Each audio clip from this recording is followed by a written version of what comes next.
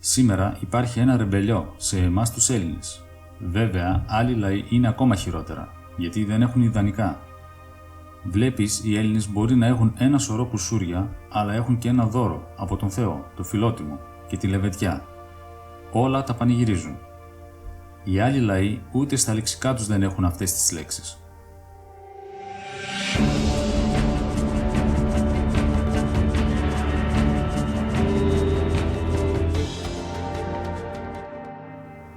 Παλιά, στην πατρίδα μου, στα Φάρασα έλεγα: αν έχεις καμιά δουλειά, μη την αφήνεις για αύριο. Αν έχεις καλό φαγητό, άστο για αύριο, μήπως έρθει κανένας μουσαφίρης. Τώρα σκέφτονται: να αφήσουμε τη δουλειά, μήπως έρθει κανείς αύριο και μας βοηθήσει. Το καλό φαγητό, ας το φάμε εμείς απόψε.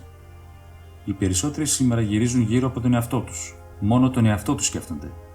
Ας υποθέσουμε ότι βρέχει, γίνεται κατακλυσμός. Θα δείτε, οι περισσότερες από εσάς θα σκεφτούν μήπως έχουν ρούχα απλωμένα να πάνε να τα μαζέψουν. Κακό δεν είναι αυτό, αλλά δεν θα πάνε πιο πέρα. Τα ρούχα και να βραχούν πάλι θα στεγνώσουν. Αυτοί όμως που αλωνίζουν τι θα γίνουν? Πονάτε για αυτούς, για να κάνετε καμιά ευχή?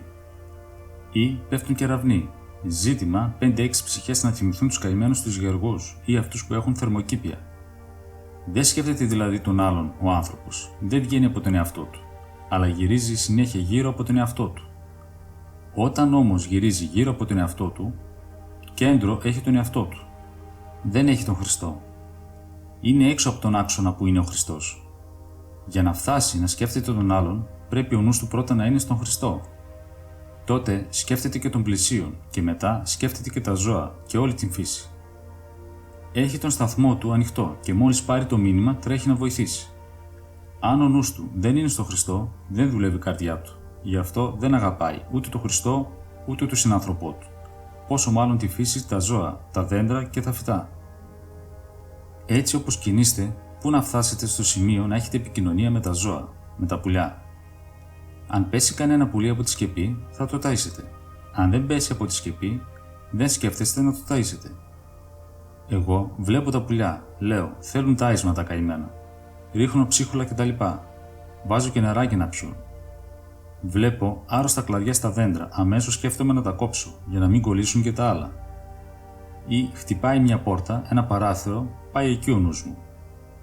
Θα ξεχάσω τον εαυτό μου αν χρειάζεται κάτι, αλλά θα κοιτάξω την πόρτα, το παράθυρο, να μην σπάσει, να μην γίνει καμιά ζημιά. Παρεπιπτόντως σκέφτομαι για μένα.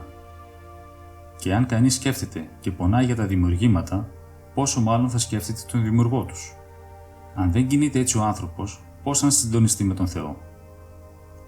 Έπειτα, και όταν βγαίνετε έξω, ρίξτε καμιά ματιά γύρω. Μπορεί κάποιος, έστω και από προσεξία ή από κακότητα, εύχομαι κανείς να μην κάνει κακό, κάτι να πετάξει και να βάλει φωτιά. Γι' αυτό ρίξτε μια ματιά. Και αυτό στα πνευματικά ανήκει. Γιατί και αυτό το βλέμμα έχει αγάπη. Εγώ βγαίνω έξω από το καλύβι, ρίχνω μια ματιά προς τα κάτω. Μία ματιά προς τη σκεπή, να δω μήπως μυρίζει καμένο. Άλλο αν έχεις τέτοια πίστη, πως αν πιάσει φωτιά και κάνεις προσευχή, θα σβήσει φωτιά. Διαφορετικά πρέπει να ενεργήσεις. Ή όταν ακούω κρότο, προσέχω να δω τι είναι. Πυροβόλο, άσκηση κάνουν, φουρνέλο. Ένα και ένα ο νους μου πηγαίνει εκεί, για να κάνω κουμποσκίνη. Όποιος αδιαφορεί για τον εαυτό του, από αγάπη προς τους άλλους, το μεγάλο ενδιαφέρον του Θεού βρίσκεται μαζί του και όλοι οι άνθρωποι ενδιαφέρονται για Αυτόν.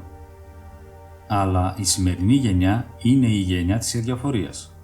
Οι περισσότεροι μόνο για παρελάσεις είναι. Μην τους πεις αν συμβεί κάτι να αμυνθούν.